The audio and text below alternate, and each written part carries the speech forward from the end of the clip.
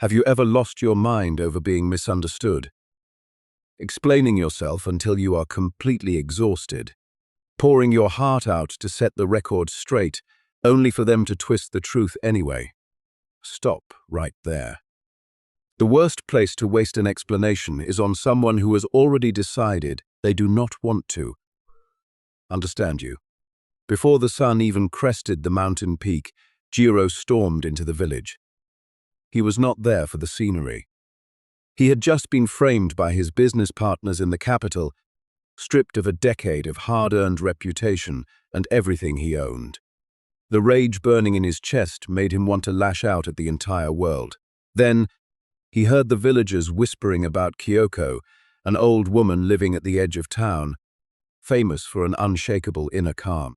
To a man drowning in fury like Jiro, someone else's peace was a direct insult. He found Kyoko in her garden, methodically pruning dead apple branches. The snip of her shears echoed steadily.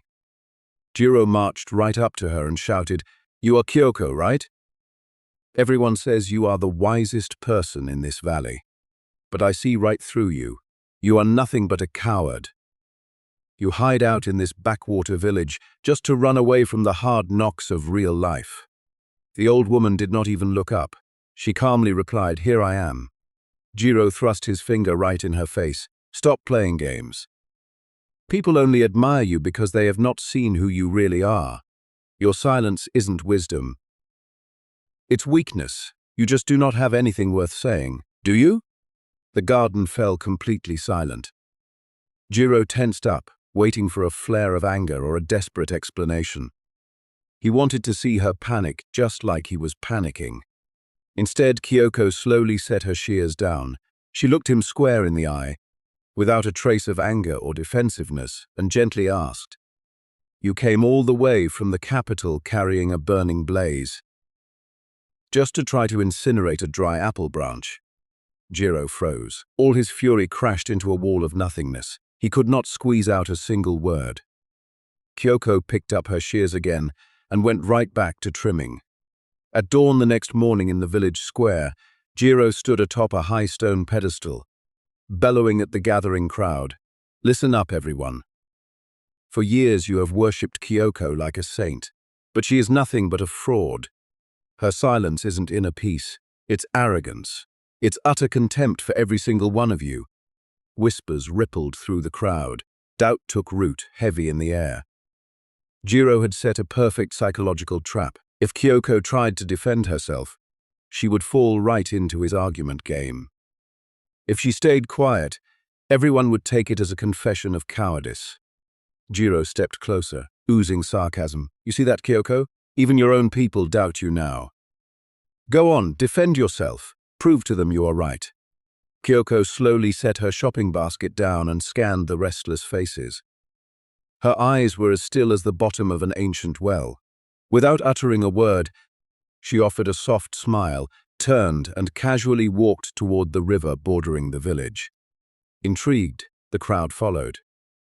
Jiro sprinted to the front, convinced he had just chased the old woman off. By the rushing river, Jiro stood huffing, his face bright red.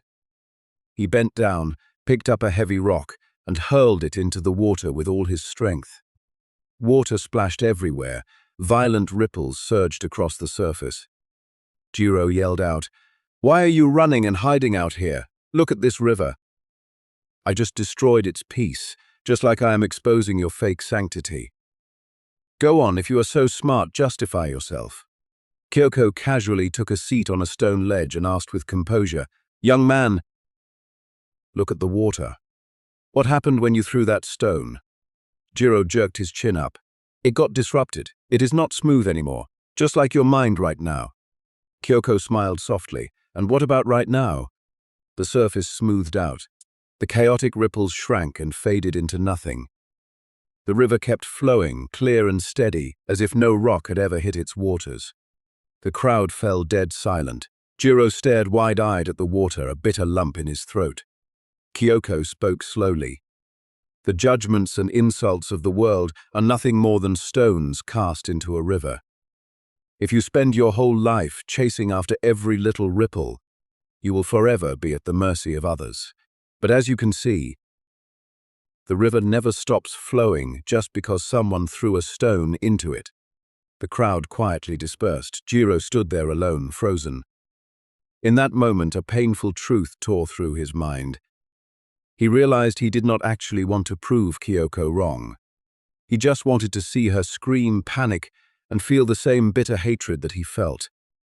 Her quiet composure was a mirror reflecting all the weakness, panic, and brokenness inside his own soul. That night, Jiro went to Kyoko's small wooden cabin at the edge of the forest. He dropped to his knees, his voice cracking. "I came here to apologize. I was furious because you refused to defend yourself. But standing by that river, it hit me. I was not mad at you. I was mad because I could not keep my composure when people framed me. I was bitter because the whole world refused to understand me." Kyoko poured him a cup of hot tea and gently said, "Looking at you right now is like looking at myself 40 years ago. When I was young, I was fiercely competitive and overly sensitive. If someone misunderstood a single word, I stayed up all night figuring out how to explain myself.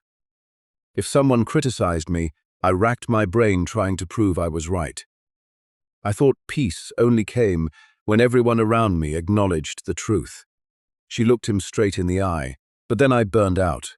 I realized a bitter truth. Some people will deliberately misunderstand you, no matter how clearly or sincerely you explain yourself. They do not see you for who you really are. They see you through the lens of their own pain and envy." Kyoko opened the door, looked out into the night garden, and pointed to a massive ancient oak tree bent by storms. "Look at that oak tree. It has stood there for hundreds of years, broken and bent by thousands of storms. Does it ever explain why its branches are crooked? Does it ever apologize to the wind for growing differently?